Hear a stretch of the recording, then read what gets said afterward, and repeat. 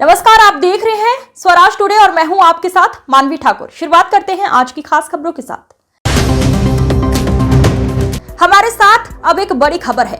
America के राष्ट्रपति Donald Trump द्वारा भारत में वोटिंग बढ़ाने के लिए की गई फंडिंग पर रोक लगाई जाने के बाद शिवसेना के नेता संजय राउत का बड़ा बयान सामने आया है। संजय राउत ने ट्रंप के फैसले पर कड़ी प्रतिक्रिया दी। उन्होंने मीडिया से बातचीत में कहा कि नरेंद्र मोदी और डोनाल्ड ट्रंप एक ही सिक्के के दो पहलू हैं। संजय राउत का कहना है कि दोनों नेताओं का रवैया समान है और उनका तरीका सत्ता के प्रति अपने दृष्टिकोण में एक जैसा है। ट्रंप की ओर से फंडिंग रोकने के बाद ये बयान सामने आया है, जिसने राजनीतिक गलियारों में हलचल मचा दी है। राउत के इस बयान ने एक नया विवाद पैदा कर दिया है और राजनीतिक हलकों में इसे लेकर चर्चा तेज हो गई है। क्या यह बयान मोदी ट्रंप के रिश्तों पर कोई असर डालने वाला है या फिर इसे महज एक राजनीतिक बयान माना जाए? ये देखना दिलचस्प होगा। अब हम आगे बढ़ते हैं और इस मामले पर और अधिक प्रतिक्रिया प्राप्त करने के लिए राजनीतिक विशेषज्ञों से बात करेंगे, लेकिन आप हमें अपनी राय भी दे सकते हैं कि इस मुद्दे पर आपकी क्या सोच है। मुख्यमंत्री ने शपथ लेने के बाद जो पहली कैबिनेट की मीटिंग हुई, उसमें आयुष्मान योजना को लागू किया गया।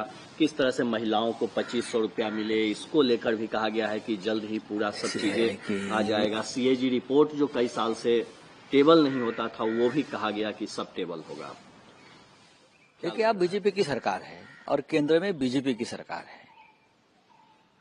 अब तो खुली छूट है, आप कितने भी पैसा खर्चा कर सकते हो, किसी भी योजना को आगे लेकर जा सकते हो।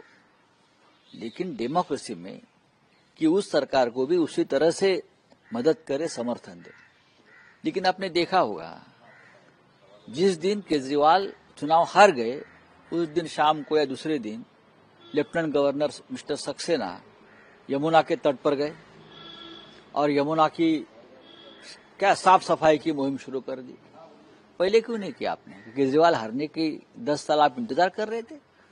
फिर उसका मतलब है आप ये चाहते थे जब तक केजरीवाल की सरकार है या और किसी की सरकार है जो बीजेपी की नहीं है, तब तक हम कोई मदद नहीं करेंगे, कोई काम नहीं करेंगे सरकार का और लोगों को हम तकलीफ देते रहेंगे।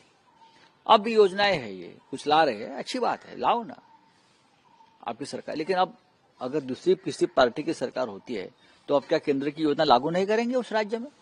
और यूएस एड जो 21 मिलियन वोटर टर्नआउट के लिए, उसको लेकर जो डोनाल्ड ट्रंप का बयान आया है कि सरकार को हटाने के लिए वो सब हो रहा था, आपको क्या लगता है?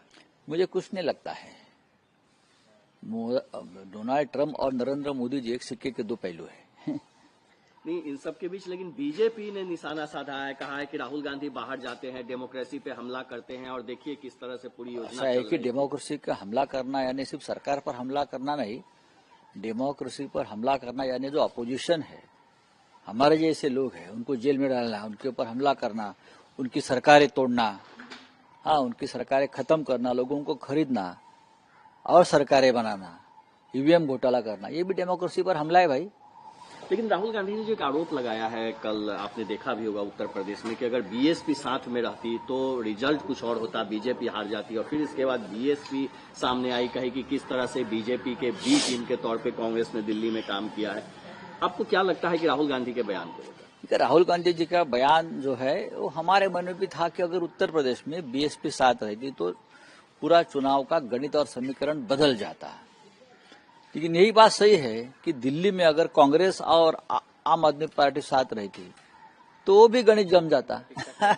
और एक आखिरी सवाल सर, मणिपुर के गवर्नर ने कहा है, चूंकि वहाँ राष्ट्रपति शासन लागू है, कि जितने भी इलीगल वेपन है वो 7 दिनों में सरेंडर कर दीजिए, नहीं तो क्या एक्शन होगा। ठीक है, होने दो एक्शन, देख लेंगे। खबरों का सिलसिला लगातार जारी है, आप बने रहिए स्वराज टुडे के साथ।